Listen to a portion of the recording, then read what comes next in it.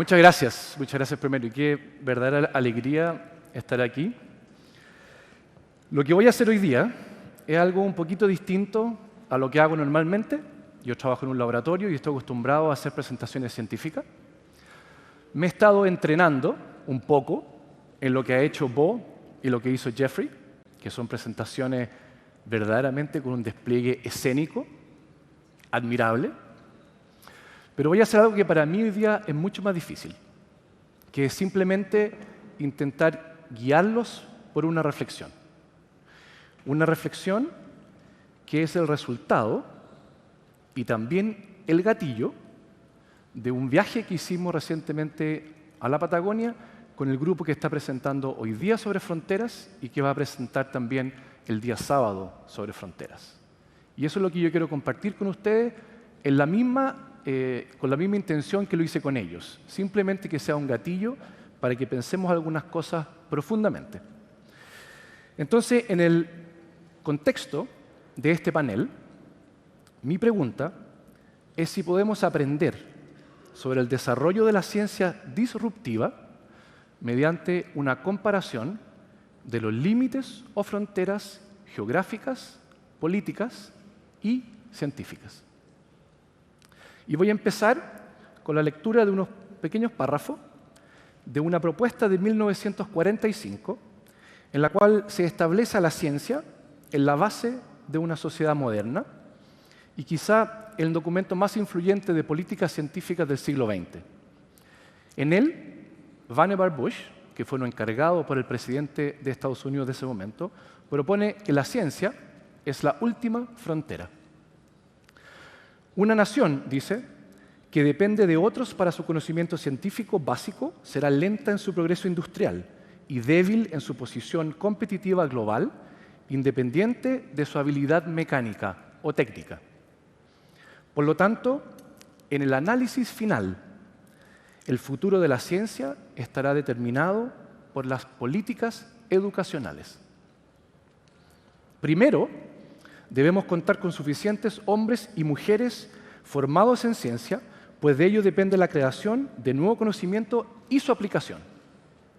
Segundo, debemos fortalecer los centros de investigación básica, que son principalmente universidades y centros de investigación. Ellos son fuente de conocimiento y comprensión, y siempre cuando sean vigorosos y saludables y sus científicos libres de perseguir la verdad donde quiera que estén, habrá un flujo de nuevo conocimiento a aquellos que puedan aplicarlo en problemas prácticos, en el sector privado, en el sector público y en otros lugares. Eso es lo que dice Vannevar Bush el año 45. Entonces yo me puse a pensar de por qué la ciencia fue considerada como la última frontera. ¿Qué es un límite o una frontera? Y hay algunas cosas muy generales. Una frontera o un límite separa lo que está dentro, que es conocido, de lo que está fuera, que es desconocido. Si uno quiere llevarlo quizá a temas un poco más personales, separa lo que está dentro, que es conocido, de lo que está fuera, que solo puede ser intuido.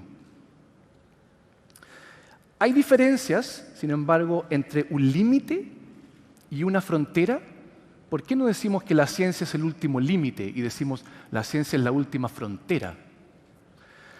El límite agrupa. El límite se orienta hacia el interior y mira hacia adentro. Es aquel último espacio controlado centralmente y que responde a ese control central. Es separación, es la línea estable más lejana del control efectivo. Frontera es el frente. Se orienta hacia el exterior. Es centrífuga. Mira hacia afuera. La frontera no es el fin, sino el principio. Es dinámica. Es la punta de lanza de la luz y del conocimiento que se extienden en el reino de la oscuridad y de lo desconocido. Este es el tipo que a mí me interesa. Algunos ejemplos. Muy generalmente, un límite, por ejemplo, la mayoría de nuestros límites sociopolíticos entre estados y naciones. lo que en mi opinión debería llamarse un límite, no una frontera. En el campo de la biología, una membrana celular, esta barrera semipermeable y selectiva que es controlada por este núcleo, ese es un límite. Frontera, por el contrario, son aquellos territorios en disputa. Más cercano a mi campo, nuestras capacidades cognitivas son una frontera. El conocimiento es una frontera.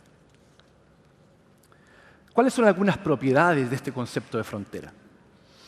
Las fronteras en sí mismas tienen la tendencia a expandirse, tienen la tendencia a integrar, son activas, no tienen ley, no tienen ley.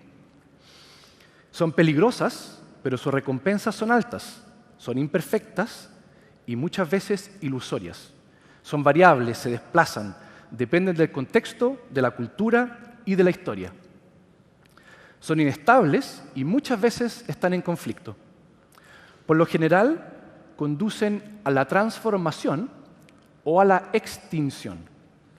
Son la apertura o el cierre de un futuro.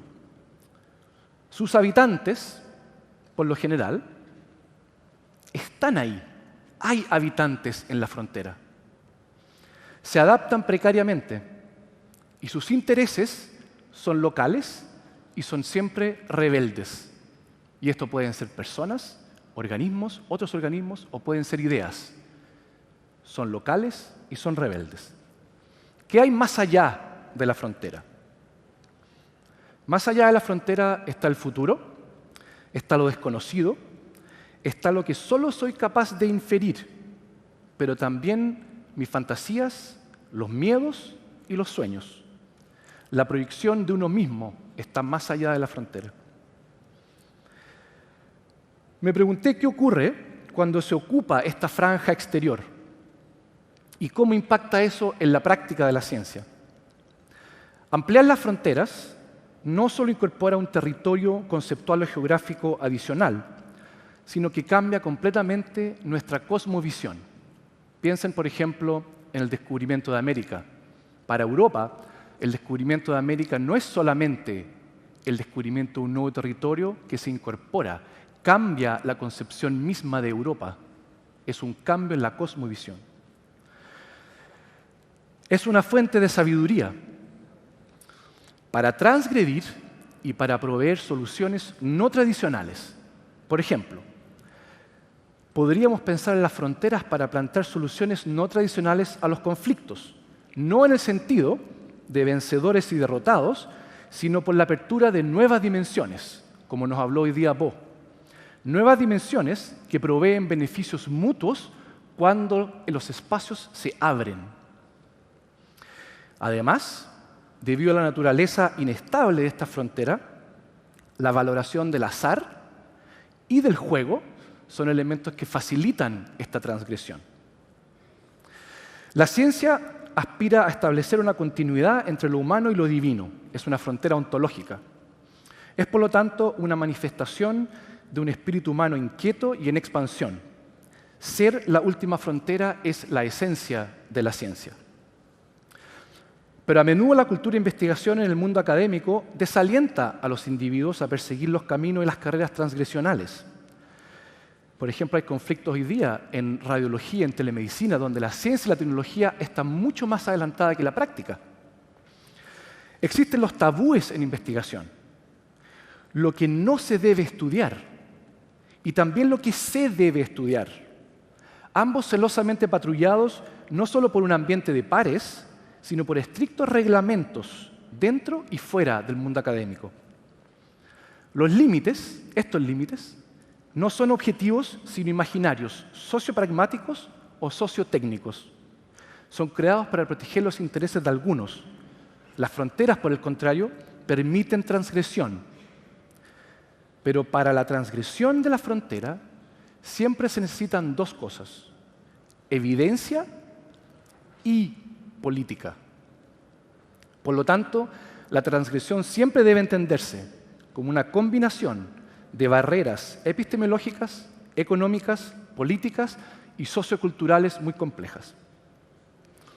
Por lo tanto, la ciencia no es un límite, la ciencia es una frontera. Las propiedades generales de las fronteras pueden ayudar a identificar problemas científicos fundamentales y atractivos. ¿Y cómo superarlos? Pues las fronteras se alejan del promedio y de la mediocridad.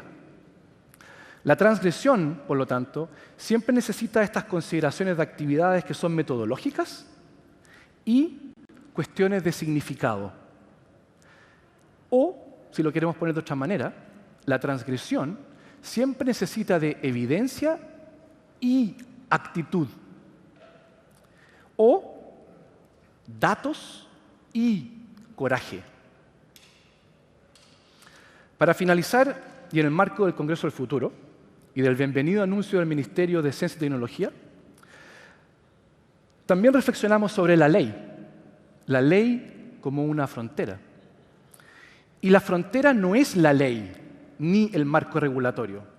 La frontera no es el Ministerio de Ciencia y Tecnología, sino la capacidad de generar con él una visión y la actitud para que guíe la persecución de esa visión.